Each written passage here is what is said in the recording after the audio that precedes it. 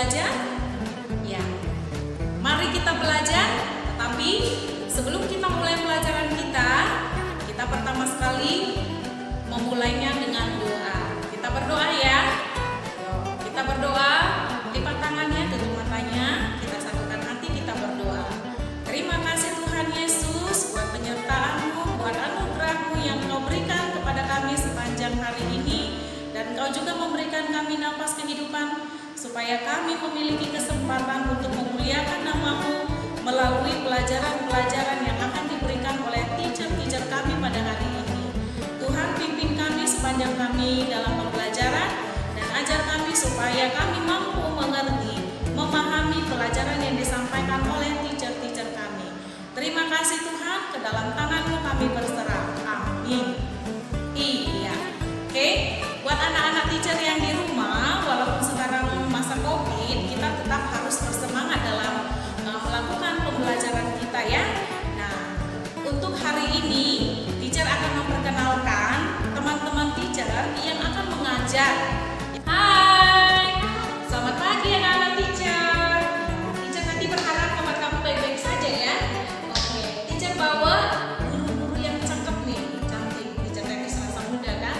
Padahal teacher sudah tua, sudah beranak 4 ya kan? Kalau mereka enggak. Ya, teacher mau perkenalkan mereka berdua. Ayo teacher. Oke, perkenalkan, nama saya Miss Julita dan akan mengajar di John 1. See you. Ya, selanjutnya ada teacher cantik lagi nih. Kalah cantiknya, bukan kalah cantiknya dengan yang tadi ya. Ayo teacher. Hai, nama Miss Cory. Nanti Miss juga belajar di John 3. See you.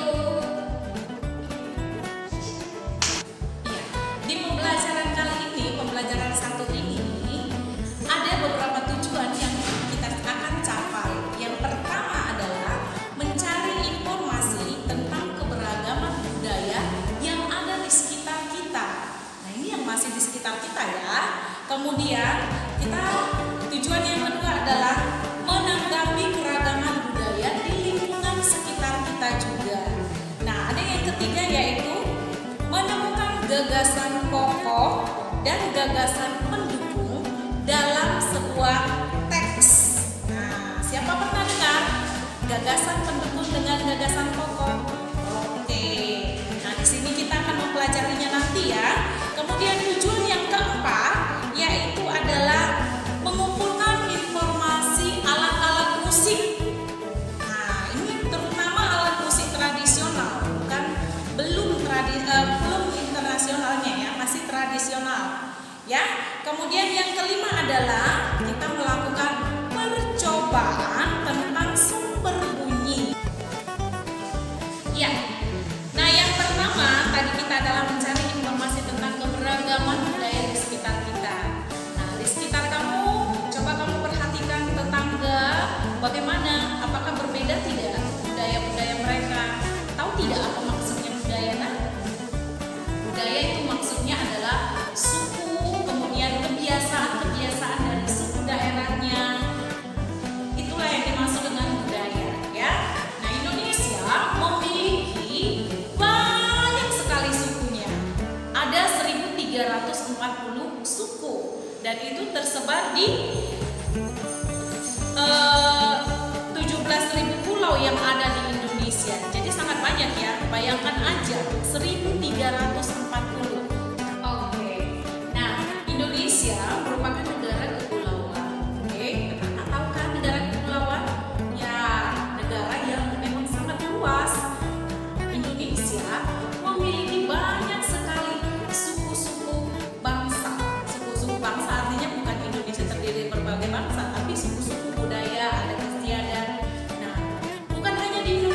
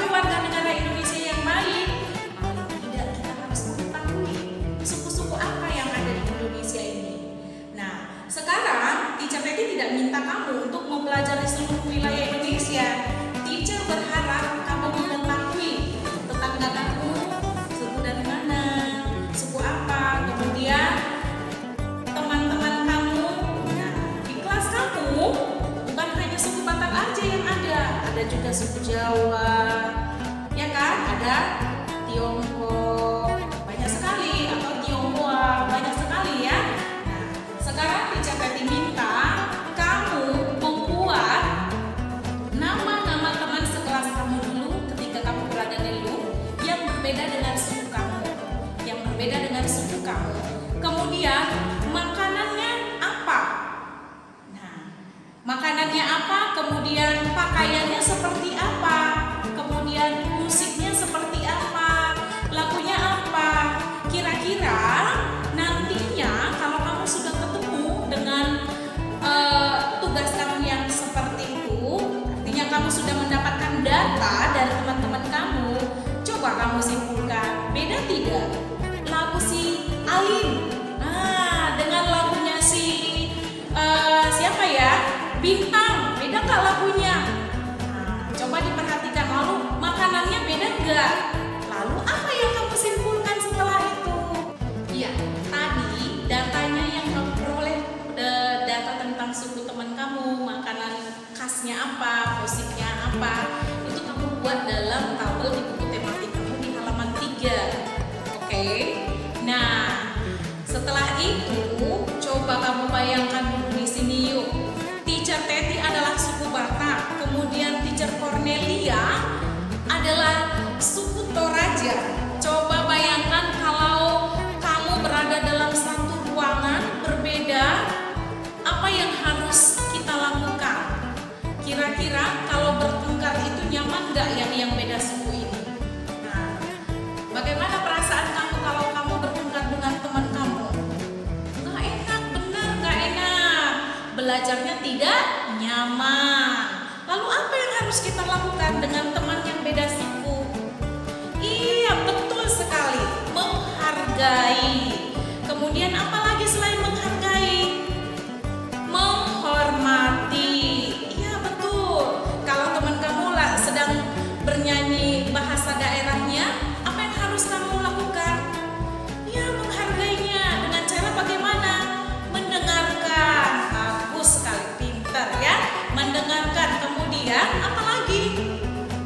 Ya, dalam perayaan hari besar contohnya, kita tidak bisa menghentikan mereka, tetapi bagaimana? Kita ikut merayakannya, menghormatinya, ya, tidak memutuskan hubungan walaupun kita beda-beda suku. Ingat, ciptaan Tuhan itu berbeda-beda tidak? Iya, Teacher Teti dengan Teacher Julie beda. Nah, tapi bagaimana? Harus akur, supaya bagaimana? Supaya terciptalah tujuan daripada Tuhan, yaitu memuliakan Tuhan di dunia ini. Nah, itu sebabnya Tuhan menciptakan dunia ini, Tuhan menciptakan manusia di dunia berbeda-beda, tidak ada yang sama. Coba kamu bayangkan yuk, kalau dunia ini isinya semuanya adalah Teacher Teti, apa yang terjadi? Nah, tidak enak kan? Tidak tahu nanti si Anu lahirnya dari mama si Anu, tapi anaknya kok Teacher Teti yang nongol ya? Nah, itu kan tidak baik. Lalu Tuhan menciptakanlah yang manusia yang berbeda sesuai dengan karakteristiknya. Kemudian bagaimana supaya tujuan Tuhan tercipta supaya berjalan dengan baik? Ya, kita harus akur, saling menghormati. Nah, di sini coba lihat, perhatikan dulu di buku kamu. Iya. Nah, tadi kamu sudah baca teks tersebut. Teks tersebut menjelaskan 2 upacara adat dalam satu daerah. Daerah tersebut yaitu Provinsi Aceh. Nah, bayangkan satu tempat yaitu Provinsi Aceh sudah dalam teks tersebut kita ketahui sudah 2 upacara adat yang berbeda. Apalagi wilayah Indonesia yang sangat luas, ya. Wilayah Indonesia sangat luas, terdiri dari beberapa provinsi, ada berapa? 27 provinsi. Nah, pastinya akan memiliki upacara adat yang sangat banyak lagi, ya kan? Oke. Nah, kamu sudah membaca teks ini. Teks ini memiliki 3 paragraf. Oke, 3 paragraf. Yang mana paragrafnya? Nah, perhatikan. Paragrafnya yang pertama adalah paragraf yang ini sampai di sini. Kemudian paragraf yang kedua adalah dari upacara adat sampai ke sini. Kemudian paragraf yang ketiga, dari kata sementara upacara adat sampai ke yang terakhir. Oke, nah masing-masing paragraf memiliki satu ide pokok, kemudian memiliki berbagai atau lebih dari satu gagasan pendukung. Gagasan pendukung itu mendukung dari gagasan pokoknya tadi. Nah, coba sama-sama kita ya mencari gagasan pendukung daripada dari teks upacara adat pada paragraf pertama. Di buku kamu sudah ada. Nah, gagasan pendukungnya yang pertama adalah fungsi upacara adat. Benar tidak fungsi upacara adat? Ya, coba kita perhatikan. Upacara adat di paragraf pertama ini menceritakan upacara adat, ya kan? Kemudian bermacam-macam upacara adat katanya di Indonesia. Ada upacara adat perkawinan, ada syukuran, hasil panen, atau acara keagamaan. Salah satu contoh upacara adat yang ada di Indonesia adalah Peutron Aneum Utana dan Sekaten. Nah, dari paragraf pertama ini diperolehlah dia pendukungnya. Yang pertama, fungsi upacara adat. Gagasan pendukung yang kedua adalah keragaman budaya berupa upacara adat. Kemudian gagasan pendukung yang ketiganya itu adalah contoh upacara adat. Teacher, nggak ada di situ teacher contohnya. Ada. Yang mana? Upacara adat Peutron Aneum Utana dan Sekaten. Nah, lalu teacher, apa jadinya gagasan pokoknya? Ayo, siapa yang tahu gagasan pokoknya pada paragraf pertama? Iya, benar sekali. Ada yang jawab, teacher dengar itu dalam hatinya loh. Ada yang jawab katanya gagasan pokoknya adalah upacara adat, teacher katanya. Betul sekali, benar ya. Nah, coba kita cari bersama. Kita cari bersama-sama pada paragraf keduanya yuk. Ya, coba kamu sudah baca paragraf kedua. Paragraf kedua, siapa yang bisa menentukan gagasan pokoknya dulu? Gagasan pokok itu terdapat satu ya, bukan banyak. Gagasan pendukung baru dia banyak. Bisa 3, bisa 2, bisa 4. Tapi kalau satu tidak, yang satu itu hanya gagasan pokok. Nah, kita cari gagasan pokoknya dulu. Kira-kira yang paragraf kedua ini menjelaskan tentang apa? Nah, begitu cara mencari ide pokok atau gagasan pokok. Menceritakan tentang apa di sini? Iya betul, menceritakan tentang upacara Peutron Aneum Utana. Jadi, apa gagasan pokoknya? Gagasan pokoknya adalah ada Peutron Aneum Utana. Kemudian pendukungnya apa? Ayo, siapa bisa cari pendukungnya? Ya, betul. Yang di sana ada jawab. Katanya dalam hatinya loh, teacher dengar loh. Katanya makna daripada upacara Peutron Aneum Utanonya teacher. Benar, makna. Ya, makna. Kemudian gagasan pendukung yang ketiganya, gagasan pendukungnya apa lagi? Ya, tujuannya. Tujuan, benar. Ada ya? Ada nggak tujuannya di situ? Di paragraf kedua ada. Upacara ini bertujuan agar sang bayi tumbuh. Nah, berarti gagasan pendukungnya apa? Tujuan upacara Aneum Utana. Kemudian apa? Yang gagasan pendukung selanjutnya? Iya betul, asalnya, tempatnya, benar. Dari mana? Dari Provinsi Aceh. Nah, jadi menjelaskan siapa pendukung tadi? Menjelaskan Peutron Aneum Utana. Nah, lalu tugas kamu nih, teacher kasih nih ya. Tugas kamu nih, nanti teacher tunggu ya. Teacher tunggu, kemudian coba kamu tentukan nih ide pokok pada paragraf ketiga apa? Kemudian pendukungnya apa saja? Ini di sini ada, coba perhatikan. Kamu tinggal buat ini. Oke? Nanti kamu foto, kasih ke teacher. Oke ya? Iya. Lalu selanjutnya, nah, tadi mengenai upacara adat yang ada di Indonesia. Sekarang kita mau dengan alat musik. Alat musik di Indonesia sangat banyak bukan hanya upacara adat saja yang banyak karena suku-sukunya banyak, tidak. Yang membuat Indonesia sangat beraneka ragam, tadi Sijer sudah katakan dari makanan, awalnya dari suku, kemudian makanan, bisa jadi lagu daerah, alat musik, pakaian. Nah, untuk selanjutnya kita belajar tentang alat musik. Alat musik di Indonesia itu sangat beraneka ragam, ya, beraneka ragam. Ini dia. Contohnya ada di buku kamu, ada suling. Suling dinyanyikan dengan cara bagaimana? Ditiup. Siapa pernah lihat suling? Teacher tadi kayaknya belum pernah lihat. Di sana sudah banyak ya. Oke. Ya, kemudian ada tipa. Tipa ini dibunyikan dengan cara dipukul. Ini merupakan alat musik tradisional. Kalau orang Batak katakan ini gondang. Ya enggak? Coba tanya mamanya sama papanya di rumah. Ya. Nah, tapi kalau di daerah lain yang ada di Indonesia ini dikatakan tipa.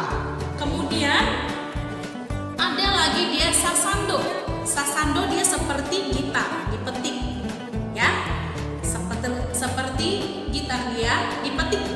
Cara membunyikannya ya, ya. Tapi bukan bentuknya sudah berbeda. Oke.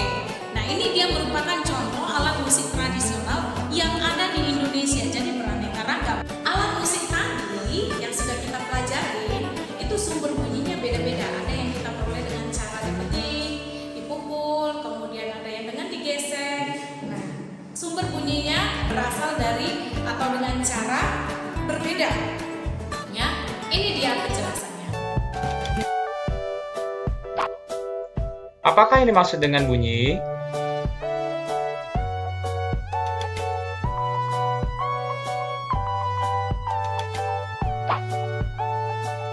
Bunyi adalah sesuatu yang dihasilkan dari benda yang bergetar.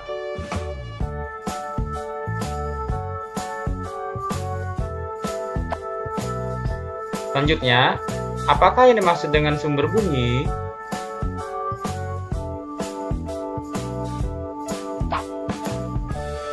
Sumber bunyi adalah semua benda yang dapat menghasilkan bunyi.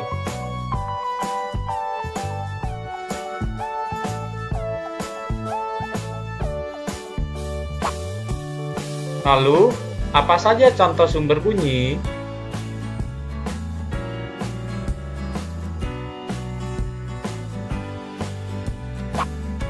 Yang pertama adalah suara petir. Yang kedua, suara radio atau televisi yang dinyalakan.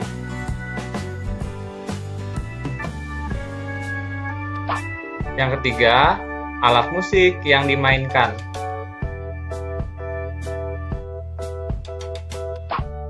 Yang keempat, suara kereta api yang sedang berjalan.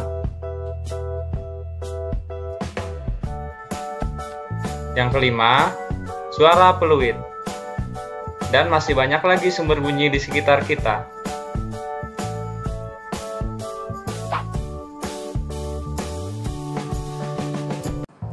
Iya, tadi kita sudah belajar kan tentang bagaimana kita menanggapi tentang keragaman budaya yang ada di sekitar kita. Kemudian kita sudah juga belajar tentang mengenai gagasan atau ide pokok, ide pendukung pada satu teks. Kemudian ada lagi tadi kita belajar tentang apa? Alat musik ya. Kemudian sumber bunyi, kita sudah mempelajarinya. Nah, gampang kan? Jadi sebenarnya pembelajaran yang ada di sekitar kita ini sudah disediakan oleh Tuhan. Jadi alangkah baiknya, benar kan? Tuhan itu semuanya sudah disediakan di sekitar kita, ya. Nah, teacher berharap pembelajaran hari ini ya kamu dapat memahaminya, kemudian kamu dapat mengaplikasikannya dalam kehidupan kamu sehari-hari. Kalau kamu ketemu dengan teman kamu yang berbeda suku, apa yang harus kamu lakukan? Ya, menghormati, menghargai mereka. Ya, betul sekali. Nah, teacher berharap pembelajaran hari ini dapat bermakna dalam kehidupan kamu. Oke? Sampai ketemu lagi untuk hari esoknya. Ya, kita akhiri dengan